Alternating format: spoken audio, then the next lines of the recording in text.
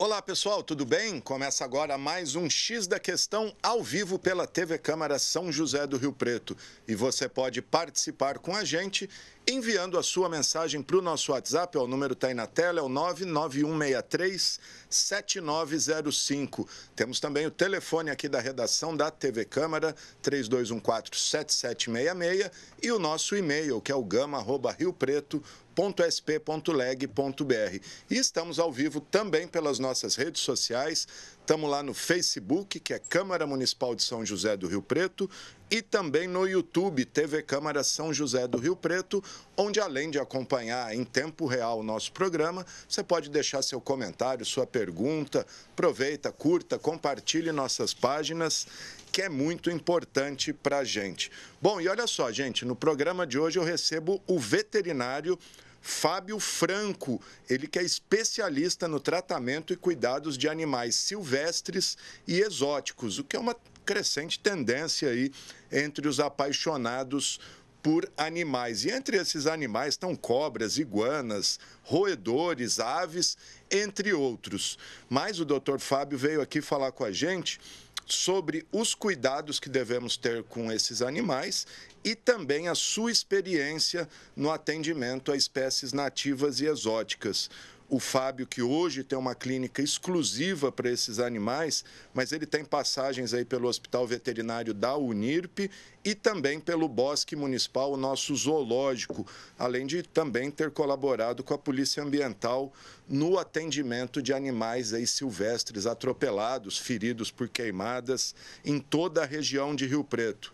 Fábio, obrigado por estar aqui com a gente. E vamos começar. Por que você optou por se especializar, atender só animais exóticos e silvestres? Então vamos lá, é um prazer estar aqui falando para você e para todos. É muito importante, agradeço o convite. Acho que é muito importante dar voz, né, a esse espaço pequeno ainda da medicina veterinária, mas que, como você mesmo pontuou, é uma crescente, né, um crescente. A minha opção, na realidade, foi por gosto. Lá atrás, em 2005, quando iniciou-se, né, a carreira acadêmica, eu sempre tive um gosto por animais diferentes. E fui atrás disso, tentei estagiar com pequenos animais. E ao longo dos estudos acadêmicos e estudando um pouco o mercado, eu percebi a dificuldade, a carência no atendimento desses animais.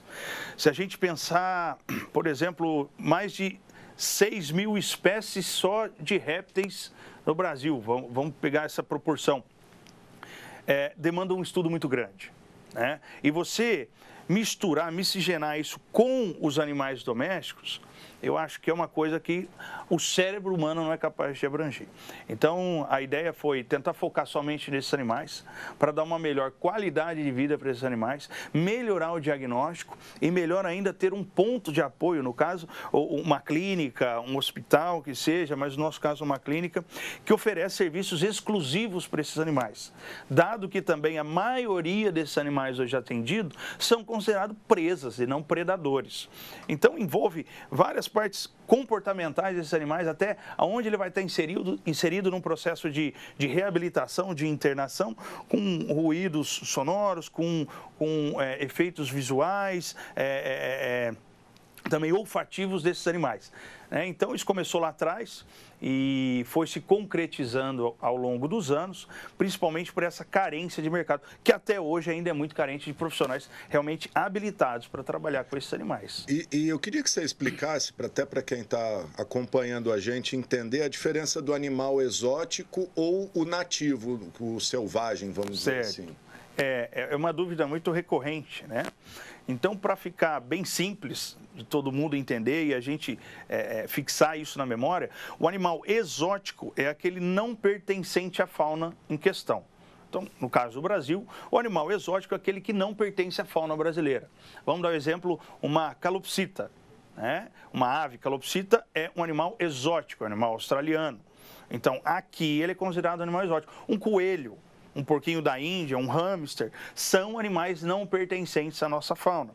Então, grande parte deles é de livre comércio e são animais que foram adaptados conforme o tempo foi passando, assim como o cão e o gato, para se transformarem em pets.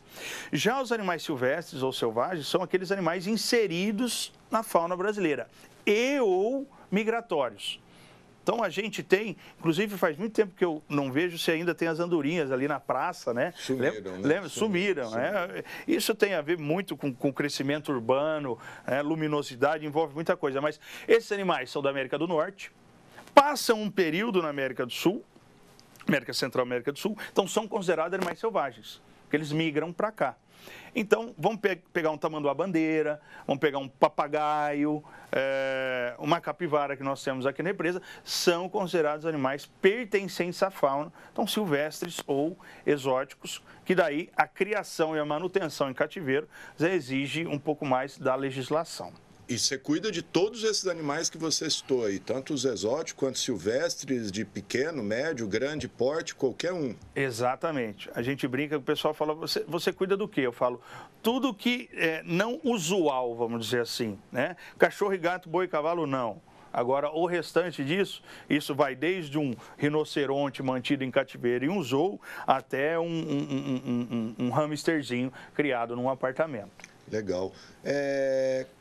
Quais são os principais animais exóticos? Vamos falar dos exóticos, porque silvestre é muito pouco que pode ter, que é o papagaio e tal, mas tudo tem que ser legalizado. Os exóticos é mais fácil até de adquirir. Quais são os que as pessoas mais procuram desses animais exóticos? Eu acredito que pela rotina na clínica dá para ter uma base que ave é disparado. Né? As aves que a gente costuma dizer, aves que são os psitacídeos, aves de bico torto. Então você tem a cacatua, você tem a calopsita, você tem o ringneck, o periquito australiano, e são animais sociáveis, que são animais que se dão muito bem na família, demandam cuidado, claro, e eu acho interessante depois a gente falar sobre isso, mas as aves principalmente. Depois entram os roedores. Então, os pequenos roedores. Então, coelhos, porquinhos da Índia e ratinhos, hamsters. E, por último, aí a gente já teria os répteis, como traquemes, são tigre d'água, cobras e alguns tipos de lagarto. Até iguana está na moda, o pessoal com iguana, Iguana, né? Tem um outro também que chama gecko. Né? Depois o pessoal quiser dar um Google aí, digita lagartixa colorida. Nada mais é também do que uma lagartixa exótica que adaptaram para pet. Então, a pessoa tem uma lagartixa, ela é maior zona que a nossa lagartixa, super sociável também, eu acho um pet excelente para ter em casa. E esses répteis, você pode criar ele solto assim, ou ele tem que ficar num aquário, enfim, que nem esse que você falou, a lagartixa, se deixar solto ela não foge? É assim, se a gente pensar um parente, né, da lagartixa nossa, vai explorar o ambiente, tem algumas ranhuras, não chegam a ser ventosas, que vão grudar na parede, então se deixar a sua lagartixa solta, provavelmente à noite você não vai achar mais ela não, mas vai diminuir o número de insetos da casa, isso eu garanto. Qual foi o animal mais diferente ou raro, enfim, mais esquisito que já passou pela tua mão aí? Olha, de raro, eu acredito que uma cacatua negra, que eu atendi em São Paulo, animal que a gente está falando de 380, 400 mil reais, um exemplar, né? Que são poucos animais deste no Brasil. De diferente, acredito que a axolote, que é Axolote? Axolote com X, é um anfíbio. Salamandra, sabe salamandra? Então, ele é um anfíbio que ele vive dentro da água, ele tem as guelras fora, então ele capta o oxigênio da água. É um animal extremamente pré-histórico. Né? E nós temos aí também o emu, por exemplo, que é um parente da ema, do avestruz australiano, que é muito próximo de um dinossauro. Emu é aquele que a gente tem no zoológico, que parece mesmo um avestruz. Ali temos o casuar. Casuar. Ele é parecido com o casuar, só que ele é mais rústico. Realmente, assim, ele tem resquício de asa, ele tem uma pena diferenciada. Eu brinco, eu falo que hoje eu atendo dinossauro ainda, né? Então, são muitos animais diferentes que a gente acaba encontrando. Fora, por exemplo, a pessoa tem um sapo de estimação, a pessoa tem uma tarântula, né? Uma cobra, aquela caranguejeira de estimação. Esses animais passam por cuidado médico, bem como os outros todos vertebrados. E o que as pessoas mais procuram? Você já falou das aves. Tirando as aves, tem algum assim que se atende mais, que, enfim, que as pessoas têm uma simpatia maior? Eu acho que o pessoal se dá muito bem com roedores. Roedor, né? Os coelhos são animais bastante sociáveis também. Como eu disse, todo animal vai demandar um certo tipo de cuidado, mas o coelho é um animal também que chama muita atenção do pessoal. Serpentes, o pessoal tem gostado bastante, é um gosto bem diferente. Eu acho que assim, o proprietário ou o tutor, né, de um réptil, de uma serpente, ele acaba sendo um pouco mais excêntrico do que de uma ave.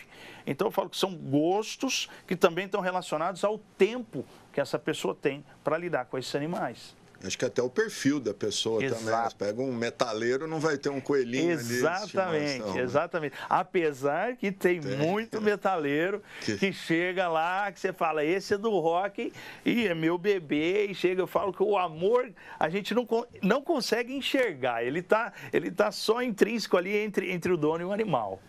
E quais os cuidados que a pessoa tem que ter ao adquirir um animal desse e a legalidade? Como adquirir um animal? Porque a gente vê que tem muito tráfico, né? Até pelo correio. Você falava, antes da gente entrar no ar, da corn snake, né? A cobra do milho lá. Isso. Tem muito tráfico. Mas como comprar no Brasil um animal legalizado desse? E o custo médio de um animal desse?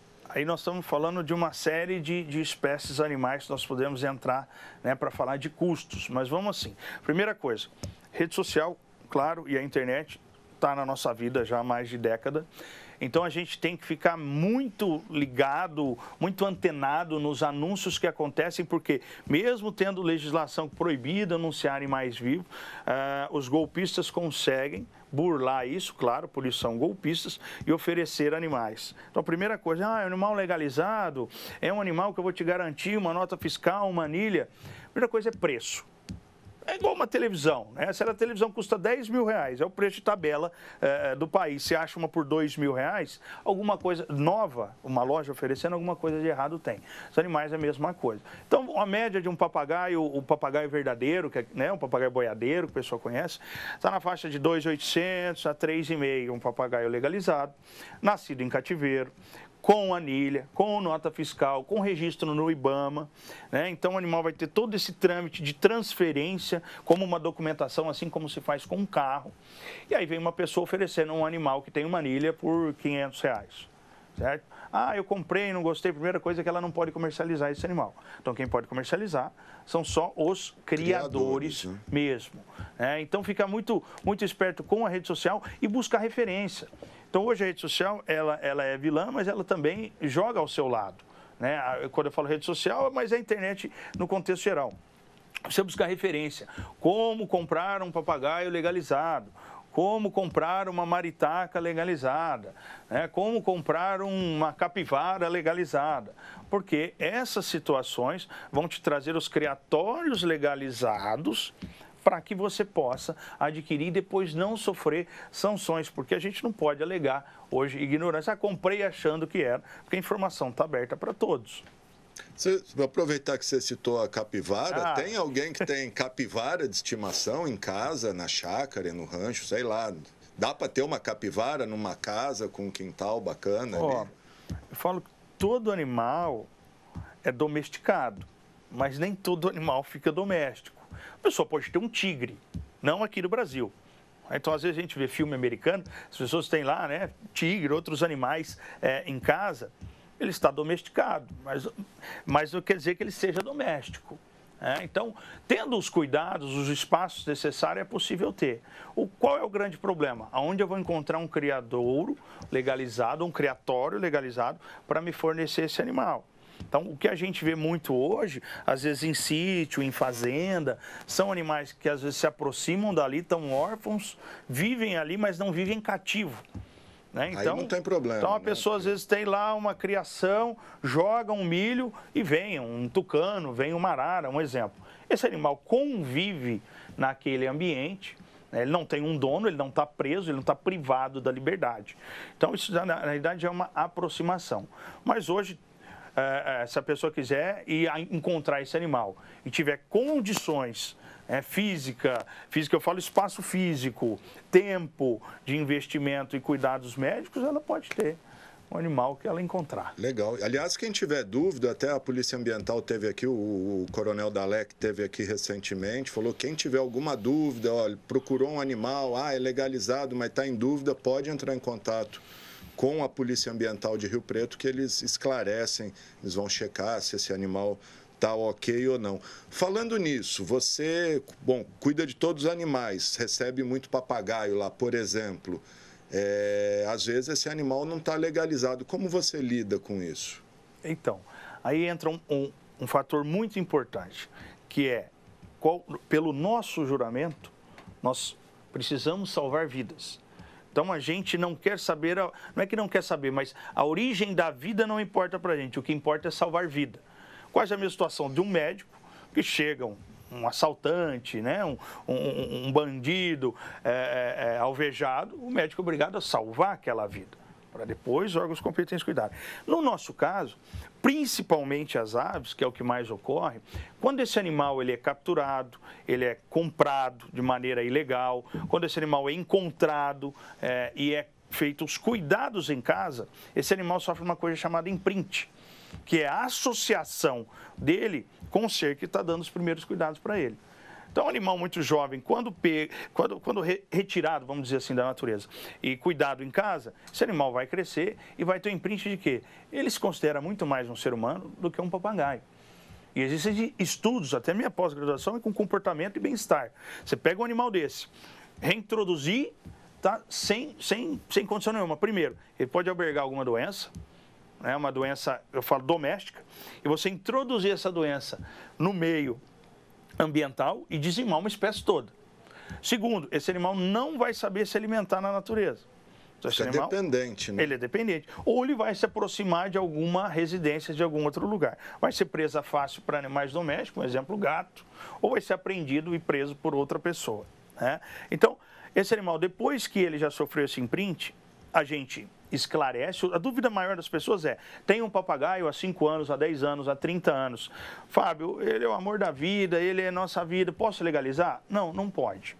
É impossível legalizar algo que é ilegal. Se eu compro uma arma do mercado negro, eu não consigo legalizá-la. Pronto. Sei que é uma comparação meio até, for expressão assim, esdrúxula, mas o animal não tem nada a ver com isso. Sim. Mas uma vez retirado da natureza, ou ganhado, ou comprado, ele se torna um animal ilegal. Então, o nosso papel é cuidar, explicar para a pessoa os melhores cuidados, mesmo porque se a pessoa nos procura, ela quer o melhor para o animal. Se ela vai atrás desse manejo correto, de cuidar de uma patologia, ela quer o melhor para o animal. Então, a gente induz ao melhor e a gente ensina e explica que você tem um animal ilegal. Então, proporcione o máximo de bem-estar para esse animal, porque não tem como ele sair dessa vida. Então, de alguma maneira, você tem um viveiro maior, você manter esse animal solto, dar uma alimentação correta, é o ideal. Mas, claro que ela vai sofrer sanções caso tenha alguma averiguação das leis aí em cima dessa pessoa. Perfeito. Quando você recebe um animal desse diferentão aí, um papagaio, bom, papagaio nem é diferentão, mas um hamster, uma iguana, quais são os principais problemas que esses bichos apresentam? Inclusive, você estava me dizendo que está com um gambá internado na tua clínica. Exatamente. O que o gambá tem, por exemplo? O gambá, na realidade, ele foi atropelado, né? E a gente chama de paresia de membro pélvico. Então, esse animal, ele não está mexendo as perninhas de trás, tem uma fratura de húmero, né? Então, essa região aqui é um animal que, além do tratamento alopático, começou com um tratamento de terapia alternativa. Então, hoje nós recebemos 2 doutoras para fazer quiropraxia nesse animal e uma sessão de acupuntura. Então, tentando melhorar a qualidade de vida desse animal. Esse animal, depois, como é um animal oriundo da natureza, nós estamos fazendo os primeiros cuidados e a pessoa que encontrou vai pegar esse animal e vai encaminhar lá para os órgãos competentes, no caso a Polícia Ambiental. É até legal fazer um adendo com a Polícia Ambiental, que a gente sempre trabalhou em parceria, mostrar e explicar para a população o quê? Quando encontrar um animal machucado, caído, desacordado, E aí eu saio em defesa da Polícia Ambiental, que a Polícia Ambiental não tem viatura disponível para buscar animal 24 horas por dia. Então, às vezes as pessoas me ligam e falam, olha, é preciso falar com o ambiental. Já liguei no ambiental, no bombeiro, ninguém quer recolher, não é que ninguém quer. Estão fazendo outras operações. Então, se a pessoa pudesse deslocar até o batalhão e entregar, eles vão receber com todo cuidado, vão pegar esse animal, já encaminhar para o zoobotânico hoje, que faz todo esse atendimento. E não é fácil, porque eu já estive lá dentro, trabalhei, são mais de 90 municípios sendo atendidos, então imagina. Né? Então, assim, último censo que eu me lembro, mais de 370 milhões, e tem esse dado, podem buscar, isso já faz anos, de animais atropelados por ano no Brasil. Isso nós estamos falando só de rodovia. Para a gente pegar a cidade, eletrocutado, intoxicado, traumatizado, pancada em vidro, que hoje tem muita vidraça de vidro. Então, é humanamente impossível, né, a polícia e o bombeiro dar conta disso. Claro que você não vai ver uma jararaca no seu quintal querer pegar. Não, aí você vai ter um animal peçonhento que oferece risco, provavelmente vão deslocar. Mas conseguiu pegar esse animal, viu que ele não está legal, que ele tem alguma lesão, encaminha para a Polícia Ambiental. Outra coisa que eu gostaria de frisar é que nós ainda estamos em estado de emergência com a influenza aviária. Então, a gripe aviária, vamos dizer assim, que é um vírus novo, é um vírus que acomete animais e humano. Então, letalidade muito alta. Então, o que a gente está falando para a população, se encontrar algum animal na rua, aí sim, o animal está com sinal neurológico, principalmente a ave. Está se batendo, tremendo cabeça, não consegue andar direito, não colocar a mão nesse animal, aí ligar para os órgãos competentes, que aí vai vir o veterinário para recolher esse animal, que pode estar infectado com esse vírus. E já foi registrado no Brasil alguns casos, acho que Espírito Santo, né? Vários, e está cada vez... E antes era só em ave aquática, agora já tem em ave predadora, por exemplo, já acharam em coruja, porque provavelmente se alimentou como predador, já acharam em pomba. Então, assim, só que fica claro que, na mesma época que teve o monkeypox, que falaram isso, começaram a apedrejar e intoxicar os macacos da nossa região. A ignorância, ou seja, muitas vezes vendida erroneamente, né? As pessoas acabam comprando, não é para sair matando ave, não é para sair atirando em ave, nada. Porque a ave é uma portadora e, assim como o macaco, como a febre amarela, exemplo, sentinela. Se eles manifestarem, a gente tem uma ideia de que está por perto. E não aniquilar alguém que está tentando, de certa forma, ajudar a população. E é vítima também, né? Exatamente. Ô Fábio, quais são os principais problemas com esses animais, assim, em termos de saúde ou até comportamental ou de risco para os seus donos? Uma iguana, uma cobra dessas que aparentemente é inofensiva, ou ter um roedor em casa, há algum risco? E quais são os problemas mais recorrentes? A maioria dos animais, o maior risco que a gente fala é uma bicada ou uma mordedura, tá? Existem patologias zoonóticas. Então, existe, por exemplo, a clamidiose, é uma zoonose, é uma doença muito comum em psitacídeos, de novo, calopsita, o cacatua, papagaio, que pode passar para o ser humano. Então, quais são os cuidados que eu tenho que ter? Procurar um profissional habilitado, especialista, pedir um check-up desse animal. Então, vamos ver se ele é portador, porque muitas vezes o animal é portador, a gente chama de portador assintomático. O animal tem a doença, mas não manifesta, mas pode estar excretando. E aí, em contato com isso, você pode ser infectado. Então, procurar um profissional para fazer um check-up, para ter as orientações corretas. Se a gente pensar num roedor, num rato, por exemplo, que é a mesma espécie do rato de esgoto, que é o ratos norvégicos, que é aquele ratão grandão, que tem um rabão. Mas ele não pode ter leptospirose, por exemplo. A leptospirose, o rato vai se infectar e vai ser um vetor, vai ser um transmissor para o ser humano, principalmente pela urina. Por isso, nas enchentes, pode acabar se proliferando isso. Um rato doméstico, não. A partir do momento que ele for criado num ambiente sanitário correto, ele não vai albergar esse problema. E o animal também foi o quê? Reproduzido em cativeiro. Por isso que é muito importante não remover animais da natureza. Primeiro, você está cometendo um crime, que é o principal, e o tráfico de animais é o terceiro maior. né, do mundo, só perde para droga e arma, você vai estar cometendo um crime e você pode estar trazendo para dentro da sua casa uma doença, uma patologia, aí causando riscos graves e principalmente morte. Né? Legal. Vamos falar um pouquinho de custo. Se é caro manter um animal exótico, e aí tu até recebi uma pergunta aqui, por que é tão caro um papagaio, por exemplo, você falou R$3.500, por que ele é tão caro? É o custo de produzir ou é a burocracia? Mas queria que você falasse também se é caro manter um animal desse, então, com ração, com equipamento, vamos na manutenção. Né? Eu costumo dizer assim, se todo mundo se programasse, seria melhor, mas a gente não consegue nem muitas vezes se autoprogramar. O custo não é alto, desde que você faça as coisas de maneira correta desde o início. Então vamos voltar lá atrás. Adquirir um animal, qual que é o primeiro ponto? Buscar a informação correta. Eu acho informação na internet, mas eu tenho que buscar a informação de um profissional habilitado. Porque a partir do momento que você trabalha na prevenção, teu custo diminui. Então vamos pensar aqui que esse animal vai ter de custo. Ele vai ter um viveiro bem estruturado. Quanto custa o viveiro? De 2.000 a 8.000? Posso fazer um viveiro de 20.000, certo? Posso fazer um cômodo da minha casa, posso fazer um pergolado vamos dar o exemplo do papagaio que nós estamos falando. Alimentação. É um animal que ele come muita fruta. Então, eu já tenho as frutas da época para eu adquirir, por exemplo, no mercado, que já é mais em conta. A maioria das pessoas também se alimentam de fruta. Tem ração específica para esses animais. E você tem patologias. Então, é um animal que não toma vacina, então não tem custo de vacina por ano. É um animal que vai tomar um vermífugo mediante um exame, que a gente chama de coproparasitológico, um exame de fezes, que hoje o custo do exame de fezes vai de R$60 a R$150. Então, a pessoa vai ter esse custo que é 2 vezes por ano. O ideal do check-up é 2 vezes por ano, junho e dezembro. A gente sempre indica esse período do inverno, que é muito breve em Rio Preto, e muda de pena, que é em dezembro, que é de novembro a fevereiro, março. Então, o custo operacional para se manter desse animal, custo financeiro, operacional, ele é constante.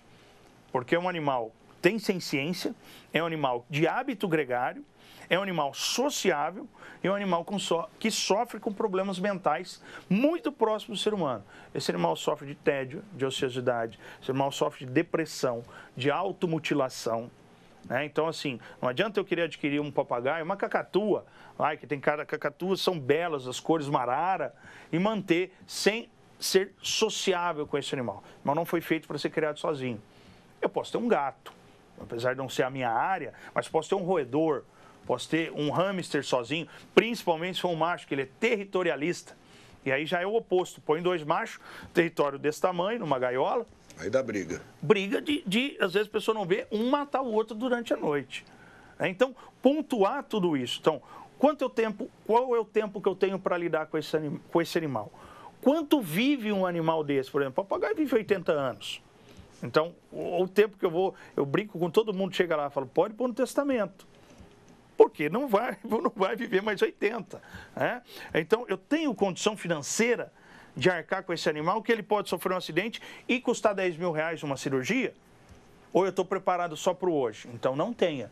Até foi um caso de discussão que eu tive muitos anos atrás, que eu sou enfático nisso. Se você não tem condição financeira, não tenha um animal. Eu não estou sendo cruel, eu estou sendo sensato. Porque primeiro você tem que ter, igual o amor próprio, você tem que ter um amor próprio para poder amar alguém. Primeiro você tem que conseguir cuidar de você para cuidar de outra pessoa. No caso, outro ser. Né? Porque senão você vai deixar os dois a desejar. Daí o animal acaba sofrendo. Legal. Voltando só ao papagaio, a pergunta que eu recebi aqui, por que é tão caro adquirir um animal nativo legalizado? Primeira coisa, nós temos um período de postura. Esse animal não dá, por exemplo, igual uma galinha, 50, 60 filhotes por ano. Ele vai dar 3, 5 no máximo por ano, tá? Sendo um criador racional, que não vai ter o animal como indústria de reprodução. Igual a gente vê alguns canis aí, né? Exatamente. Cadela parindo e aí o cachorro nasce com... cio após cio, e aí você tem um cuidado higiênico ruim, e muitas pessoas quando compram não conhecem ou tapam o sol com a peneira, não querem conhecer realmente de onde veio, porque aquilo que nasceu está bonitinho. Custos operacionais altos, esse animal demora a reprodução. Então, tem animais que vão começar a reproduzir com 15 anos. Então, você imagina, você criar um casal, 15 anos, ter a manutenção, toda a burocracia, porque tem toda a legislação do IBAMA vigente em, tipo, tamanho de recinto, em área de luz, área de sombra. Então, todo esse investimento para depois ter o retorno. Eu, na minha concepção, por exemplo, o papagaio, eu acho que é muito barato, pelo que ele proporciona e pela dificuldade que se dá hoje da reprodução desses animais. O papagaio, esse verde... O papagaio verdadeiro, que é o papagaio nosso, que nós temos aqui. Agora você já tem espécies exóticas, como a cacatua, que o pessoal gosta muito, que é aquela que tem um tupetão, brancona. São animais que vão variar aí de 8 a, como eu disse, a negra, R$400 mil. Então, são animais de alto investimento, mas são animais exóticos. Mas também há dificuldade de criação. Perfeito. Bom, gente, estou conversando com o Fábio Franco, ele é veterinário especialista exclusivo, aí só trata e cuida de animais exóticos e nativos. Você falou que muitos deles são sociáveis com humanos, uma arara, um papagaio, uma cacatua, mas e com outros animais domésticos, cachorro, gato? Todo animal, a gente precisa de um processo de aproximação. Então, todo animal se torna sociável com os membros da família. Mas ele precisa entender que ele faz parte daquela família e outros animais são membros dessa família. Então, normalmente, como a gente faz isso? Uma aproximação lenta desse animal. Então, quem chegou primeiro? Então, eu tenho um coelho. Eu crio um coelho lá, aí depois de 3 anos eu compro um filhote de husky siberiano ou de golden. É um animal extremamente ativo, um cão muito ágil, muito forte, muito destrambelhado, porque é muito grande e muito brincalhão. E aí eu simplesmente introduzo entre aspas, um monstro, um predador do lado de uma presa. Aquele coelho não vai entender nada. Então vai ser muito difícil essa socialização. Então há um processo de aproximação, não é um trabalho fácil. Tem casos de não dar certo, do animal não se adaptar. Então, aí tem que ser criado separado, mas grande parte deles há um processo de socialização bem feito, lento, que aí, assim, o legal seria começar esse trabalho, fazer um acompanhamento de perto com um profissional que trabalha com o comportamento animal, porque antes da gente adquirir um animal, tirar as dúvidas. Então, o que eu posso criar junto com esse animal ou não? Se eu tiver uma cobra em casa, por instinto, e tiver uma ave, ela vai predar essa ave. Não importa se elas foram criadas juntas. Desde pequenininho, não importa. Isso já é questão de instinto. O animal precisa se alimentar, ele vê uma presa em potencial, ele vai se alimentar. Ou um roedor também. Ou um roedor. Uma cobra e um roedor não dá, né? Também não dá. Esses animais exóticos, mais exóticos, que nem répteis, roedores, enfim, para crianças, eles são recomendados? Dá para conciliar? Dá.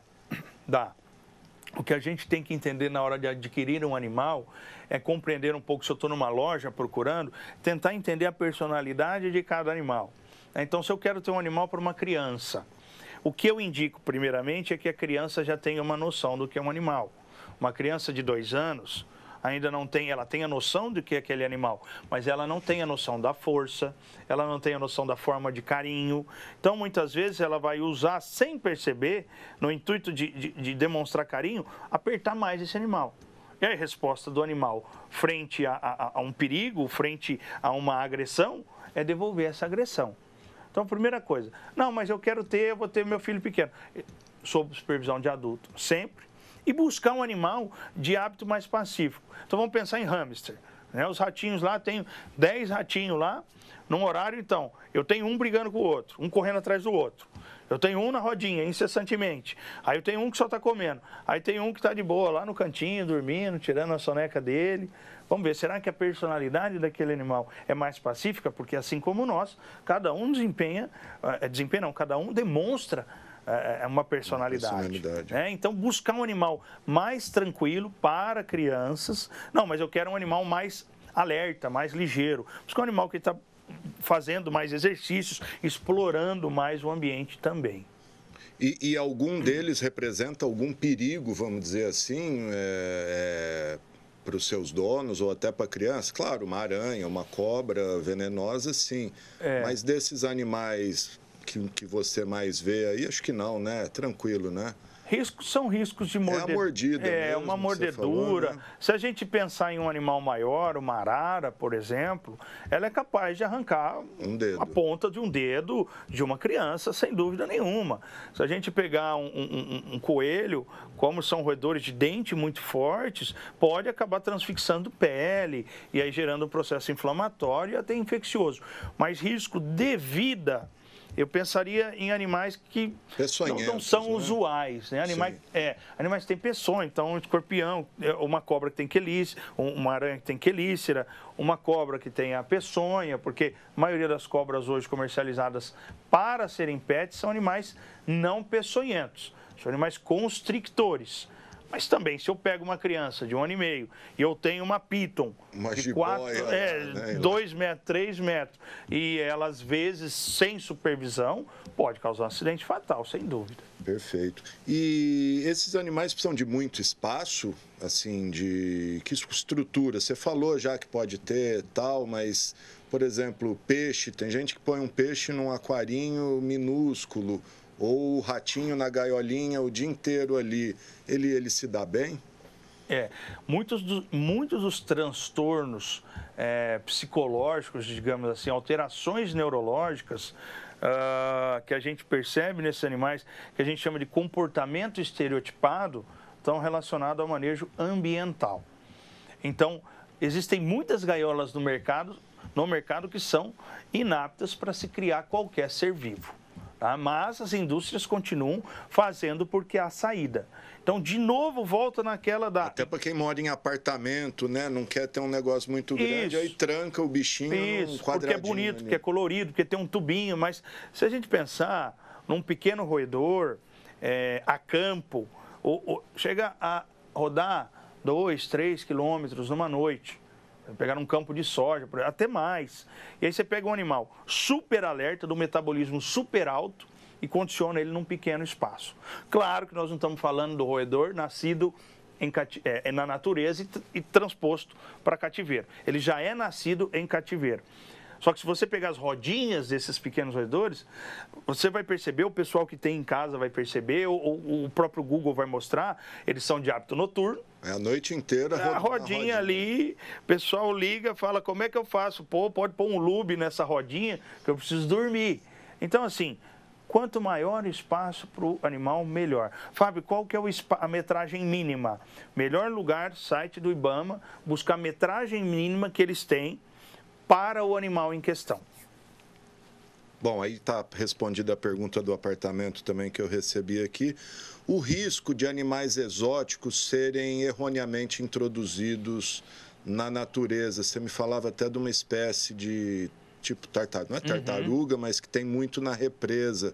E aí a gente teve outros exemplos recentemente, o bagre africano na nossa bacia. Queria que você falasse um pouco desse risco também, que as pessoas têm que ficar alerta, né? O pirarucu também, aqui, né? Que agora aqui chegou, embaixo, né? no Paulo de Faria, e é grave. É grave porque o manejo dos javalis, que eu sou totalmente a favor desse manejo legal, porque não há forma de controle. É uma disseminação sem controle. E você faz o que? Impacta o meio ambiente.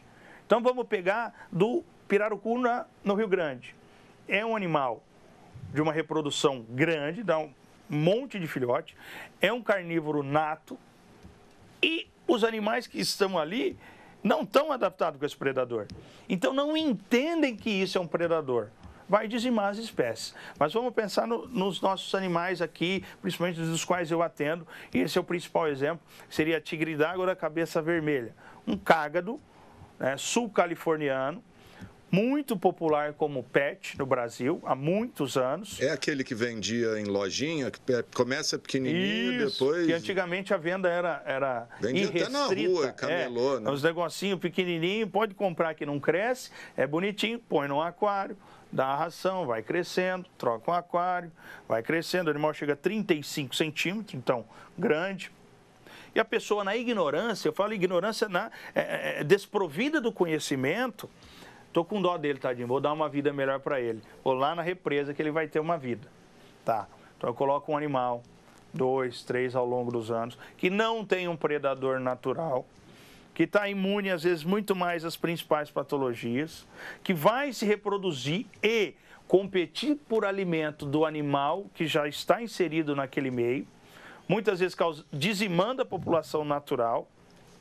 Então, o desequilíbrio ambiental é muito grande. Então, assim, se a pessoa não quer mais esse animal, e aí, seja ele legal ou ilegal, ela pode, até a Polícia Ambiental, entregar voluntariamente, que ela não sofre qualquer tipo de sanção. Então, ela vai estar fazendo um bem para ela, para o animal e para o ambiente, se ela entregar isso voluntariamente.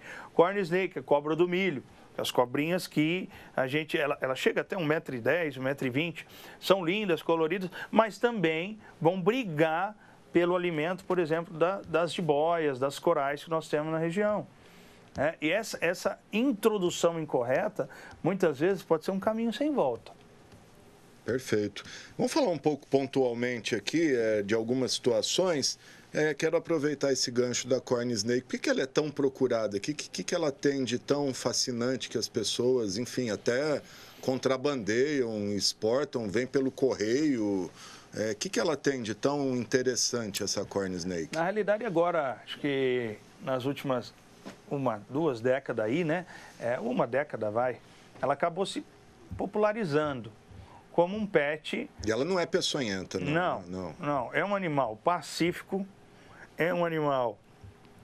Todo animal gera interação. Então, quando falam, pô, você tem uma cobra, não faz nada, eles geram interação social. Um jabuti gera interação social, ambiental, se apega a uma pessoa.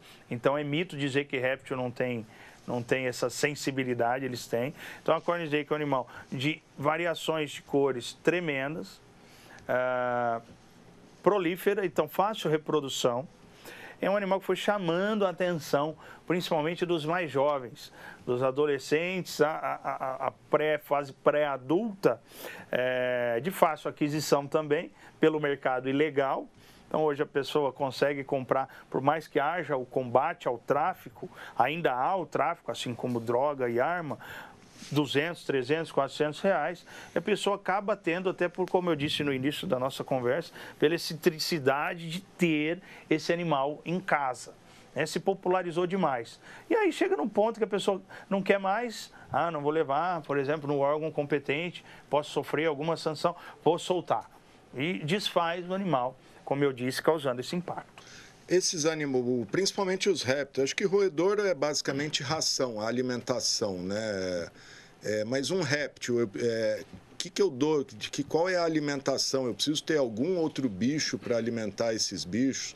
Um camaleão, por exemplo, uma salamandra ou uma própria cobra com roedor que alimenta? Quais as recomendações? Hoje, tirando as serpentes, já existe um mercado de ração se especializando cada vez mais no balanço nutricional desses animais.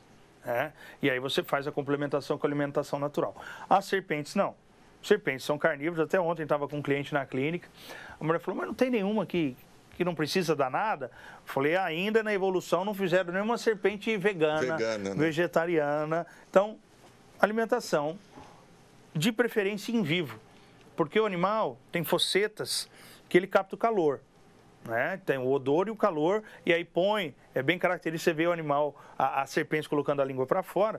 Tem um órgão chamado órgão de Jacobson no céu da boca. Então ela coloca, então seria como se ela colocasse o nariz para fora com a língua bífida, jogasse para dentro e formasse a imagem do que está ao redor dela, fora a câmera térmica, vamos dizer assim, que ela tem instalada. Então esse animal busca o alimento vivo. Então, isso ainda é hoje impossível de se alimentar ou se dar uma ração para esses animais. Mesmo porque o balanço nutricional está diretamente relacionado, então, às vísceras do animal em questão a ser predado, à pele, aos ossos desse animal. Então, se eu ofereço, então eu vou esquentar uma bola de carne, ela vai ficar quente, ele vai enxergar uma bola quente e vai comer. Mas, primeiro, o animal muito difícil fazer isso. Assim, não vai se alimentar. Segundo, que a longo prazo vai causar uma deficiência nutricional. E existem fornecedores, por exemplo, se eu tenho uma serpente, tem lugares aqui em Rio Preto ou região, sei lá, Camundongo, o que é que ela... Hoje existem criadores que a gente chama de biotério. e são pessoas que criam e fazem um abate desses animais, principalmente roedores. Então aí você vai ter roedor para alimentação de filhote, que são roedores de um dia, tá? Então nasceu, é abatido, e roedores matrizes de 500, de 800 gramas são abatidos, e esses animais são congelados e aí são vendidos, isso foi vendido via correio para fazer a alimentação desses animais.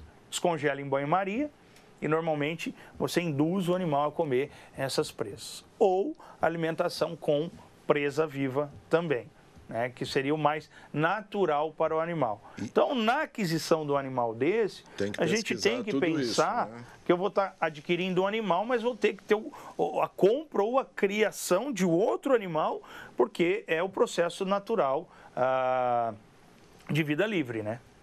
Legal. E para réptil também, vamos dizer, lagarto, enfim, essas casas de pescaria que vende a isca viva, gafanhoto, tal, isso funciona ou não? Muito bom. Porque se a gente quiser fazer uma alimentação mais variada possível, então hoje o mercado oferece barata, né, e não é a mesma barata que todo mundo tem em casa. Que todo não mundo é a barata tem. do esgoto não que está lá, né, escondida. Principalmente a barata de Madagascar, que o pessoal também tem como pet. Tá? Então, o pessoal... Que é uma grandona, isso. Né? O que você tem como pet? Uma barata. Tá com dor de barriga, tem que tratar a dor de barriga da barata. Ah, mas vamos lá. Você cuida disso também? Que são os invertebrados, é outra linha. Né? Você mexe com isso também? Opera barata? Pois é, tudo? A gente tem que ver a frequência cardíaca da barata. Então aí, eu não sei se tem algumas imagens lá no Instagram dessas peripécias que a gente faz, né? Mas é a exigência de novo do mercado. Então, se não há quem faça, vamos me especializar para fazer o melhor possível. Que também não vamos atender um animal que a gente não está habilitado para isso. Então, o mercado oferece barata, tenébrio, que são grandes larvas, grilo, e aí você pode ter, dependendo do animal, por exemplo, uma traquemes, pequenos peixes que podem ser soltos no terrário, no aquário, para o animal ter uma alimentação natural. E isso normalmente está associado com... Eu vou usar alimentação artificial, mas não é isso. É alimentação processada, que seria a ração própria para esse animal. Legal. Aproveitar que você falou de peixe, eu vi no teu Instagram, vou até falar aqui, é @GaiaVet, o teu @ Instagram. Clínica GaiaVet. Clínica GaiaVet. Quem tiver interesse, tem umas imagens bem bacanas lá de vários animais. O Fábio manuseando ali, foi até ali que chamou a atenção e que eu convidei para essa entrevista. Tem até uma lá, você operando um peixe fora d'água. Como isso? Uma carpa, acho que né? É outra linha de cuidados. Hoje nós temos... Mas tem quem manda um peixe para o veterinário? Tem, o pessoal manda peixe, porque peixe, o aquarismo é uma coisa também que é milenar, isso também, Sim. O pessoal sempre gostou, mas hoje os peixes estão passando por melhoramentos genéticos e de alto valor. Você tem carpas aí de 20, de 50 mil reais. Né? Então, são peixes de alto valor agregado pela pureza da genética e o apreço também das pessoas que se criam um vínculo amoroso. Então, nós cuidamos de peixe também, desde a parte clínica, desde a parte sanitária, por exemplo, ambientação desse animal, né? Que muitas pessoas, igual você falou no início da nossa conversa, Fábio, qual que é o tamanho de um aquário? Eu não acho justo que um animal viva em 2, 3 litros d'água, porque além dele não ter como se exercitar, aquilo vai saturar. Seria como se nós vivêssemos em uma bolha e alguém tem que alimentar o oxigênio dessa bolha para a gente. Se alguém esquecer de alimentar esse oxigênio, nosso oxigênio vai saturar e nós vamos começar a agonizar. É mais ou menos isso que funciona nesses mini aquários. Mas o peixe é pulmonado, o exemplo do beta, que todo mundo tem de fácil acesso. Inclusive, sem querer te interromper, você falou que estava com um beta internado. Beta é aquele peixinho desse tamanhozinho, você estava cuidando de um beta internado. Nós estamos com um beta internado lá, então ele sofreu uma intoxicação na água, então deu um pico que a gente chama de amônia na água, então ele gerou uma intoxicação e a própria água intoxicou ele e começou a ter lesão neurológica. Então aí tem que fazer o processo da água, deixar a água pura, vamos dizer, leigamente falando, e entrar com medicações, anti-inflamatório, oxigenador cerebral, para ver se esse animal não fica com sequela, no caso de nado, de visão e alimentação. Você falou que o beta dá muito problema também de comer demais, né? Aquele bicho que você vai pondo a ração ali, ele não para de comer, Exato. Né? Imagina, você vive num quarto de hotel muito bom, mas te oferece a comida que você quer, a hora que você quer. O seu único prazer da vida é comer. Então, se a gente oferecer comida o dia inteiro, o animal vai comer o dia inteiro. E como o animal não tem como se exercitar, o que ele vai fazer? E se ele não se exercita, ele vai acabar tendo que excretar isso. Se ele não excreta isso, vai acontecer o quê? Uma constipação. Um dos exemplos. Sim. Ou se ele excreta demais, por exemplo, come demais, defeca demais. Essa água vai apodrecer. Legal. Gente, conversando com o Fábio aqui, estamos chegando já 1 hora de conversa, bacana aqui olha lá, ó, o pessoal até arrumou umas imagens aí, ó, de um beta com problema, Fábio. Acho que você podia até falar aí o que... não, esse aí foi um Kingill. Esse não é um beta. Não é um beta, desculpa, eu vi de longe aqui. Esse é um Kingill. Eu preciso lembrar... esse daí já é o... Isso é tudo aí na Gaiavete, na tua Isso, aí ali do lado tem um beta, fêmea, vocês viram na imagem ali, é o companheiro do King. Tá? Então o beta macho é mais territorialista. Esse animal, se não me falha a memória, ainda bem, né? Mas são muitos animais atendidos, ele ficou enroscado e teve uma lesão muscular e uma lesão branquial, ou seja, seria como se a gente tivesse sido atropelado e tivesse uma contusão pulmonar num ser humano. Então ele ficou internado com o uso de anti-inflamatórios, olha lá, ó, o jeito que ele chegou, tá vendo? Como que ele tá a respiração muito ofegante, bem vermelho, e ele ficou internado, se eu não me engano, ficou 1 semana internado.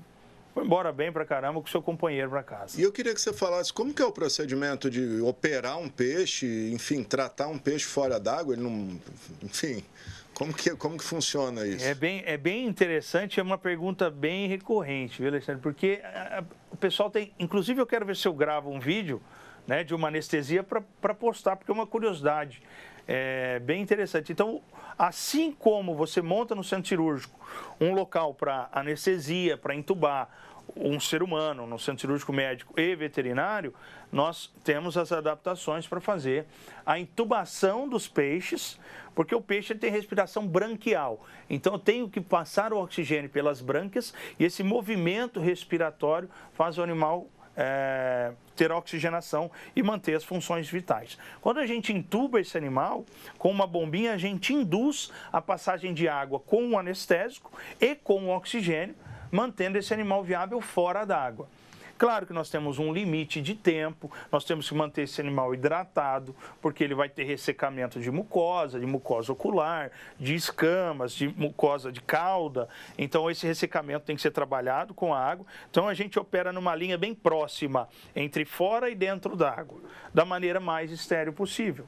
Então, coleta de material, remoção de parasita, às vezes remoção de algum órgão ou remoção de tumor, que é muito comum esses animais terem, a gente realiza lá na clínica. Muito legal. Bom, estamos chegando no final aqui, mas uma outra questão que eu não podia deixar de falar, que é muito comum a gente encontrar passarinho que caiu do ninho.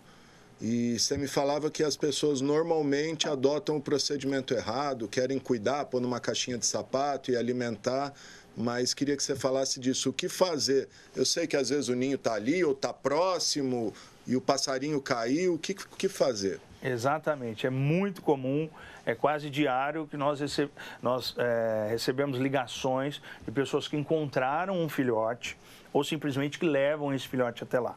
O que fazer? Primeira coisa, a partir do momento que eu encontrei o animal, eu procurar ao redor e principalmente olhar para cima, que é muito provável que eu vou encontrar o ninho desse animal. Tá? O ninho pode ser que tenha caído, às vezes após um vendaval, uma chuva. Se der para recolocar esse ninho próximo aonde até você alcançar com uma escada, porque certeza que os pais estarão por perto. Tá? Então, a ideia principal é tentar realocar esse animal no ambiente que ele foi encontrado. Tá? Por que disso? Os pais devem alimentar, ele deve aprender a sair do ninho com os pais. Os pais vão ensinar onde buscar o alimento e depois os pais vão separá-lo para ele poder ter a vida dele. Se a gente quebra isso e a gente leva, porque eu costumo dizer, é mais forte que nós. Olhar um animal e simplesmente deixá-lo. Ninguém vai deixar, nós vamos procurar um ambiente. Caso não encontre, aí sim, encaminhar para os órgãos competentes. Mas, se a gente remove esse animal, por maior cuidado que nós temos esse animal, é muito pouco provável que ele vá sobreviver na natureza. Porque nós ensinamos ele a se alimentar e aí no ambiente de vida livre ninguém ensinou ele não passou por esse processo de aprendizado, onde buscar o alimento. Muito bom. E é lenda aquilo que se falar, se encostar no ninho do passarinho, a mãe não volta. Isso não tem, né? Não, isso é lenda. É lenda, inclusive, né? Se não achar um ninho, quiser pegar uma cumbuca, uma Tupperware, colocar ali um pouquinho de papel, ou serragem, ou mato seco, colocar o ninho ali na árvore, onde tiver encostado, os pais irão voltar para tratar desses animais, por instinto. Muito legal, Fábio Franco. Quer falar mais alguma coisa, algum tema que talvez a gente não tenha abordado aqui? Acho que a gente falou um pouquinho de tudo, não deixou passar nada, mas se achar que tem alguma coisa a mais para falar, aí fica à vontade. Não, eu acho que é muita coisa para falar. É muita coisa, muito animal, né? Se deixar, a gente vai embora aqui a tarde inteira, mas frisar que a alimentação desses animais em cativeiro são de extrema importância.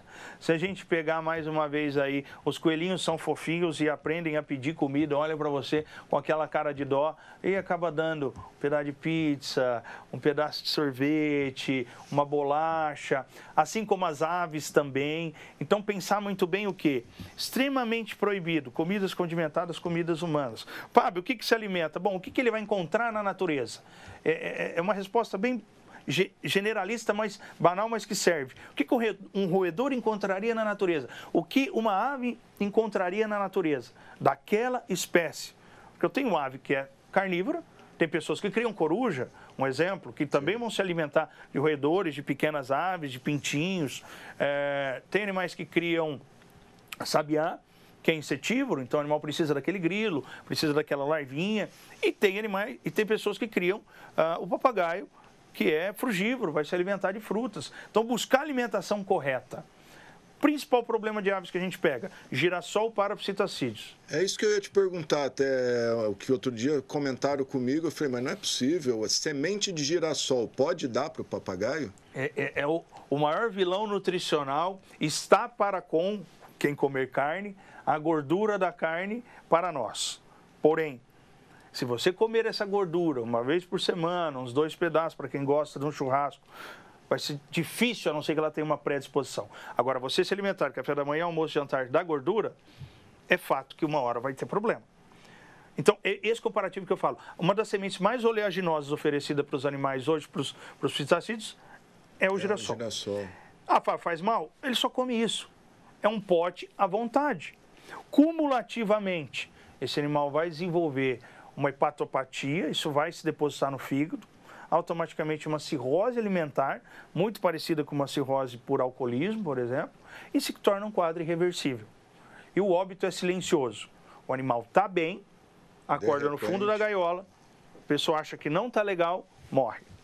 Então, se a gente não trabalhar, de novo eu falo, na prevenção, na alimentação correta e buscar um atendimento profissional especializado, muito possivelmente nós estaremos cuidando ou nós cuidaremos dos animais de forma errônea. E eu acho que pouca gente ou ninguém sabe disso, porque todo mundo que eu sei que tem papagaio dá semente de girassol, né? A girassol, bolo, café, de manhã o pão com café que não pode faltar, né? Legal, Fábio Franco, obrigado. Quem se interessou e quiser saber mais, tá a página do Fábio @Clínica Gaia Vet. E também pesquisa aí, tem o telefone ali, tem tudo. Fábio, acho que fica próximo ali do aeroporto, quem também precisar dos préstimos dele aí, é isso aí, só pesquisar que acha. Fábio, obrigado, viu? Eu que agradeço. Legal, gente, é isso aí. O X da Questão e essa edição do X da Questão fica por aqui. E se você quiser rever esse programa, ele será reprisado logo mais às 8 horas da noite, amanhã às 7 horas da manhã e depois ao longo da nossa programação. Mas desde já está disponível nas nossas redes sociais, tanto no YouTube quanto no Facebook. Lembrando sempre que você pode enviar mensagens para a gente com sugestão de pauta, de entrevista, de reportagem. O nosso WhatsApp está aí e as informações aqui da Câmara você encontra no nosso site, que é o riopreto.sp.leg.br. É isso aí, gente. O programa de hoje teve os trabalhos técnicos dos cinegrafistas Oséias dos Santos e o Wagner Bueno, o GC do Renato Foque, o controle mestre do Fernando Giroldo e o áudio do Flávio Furlaneto. Valeu, gente!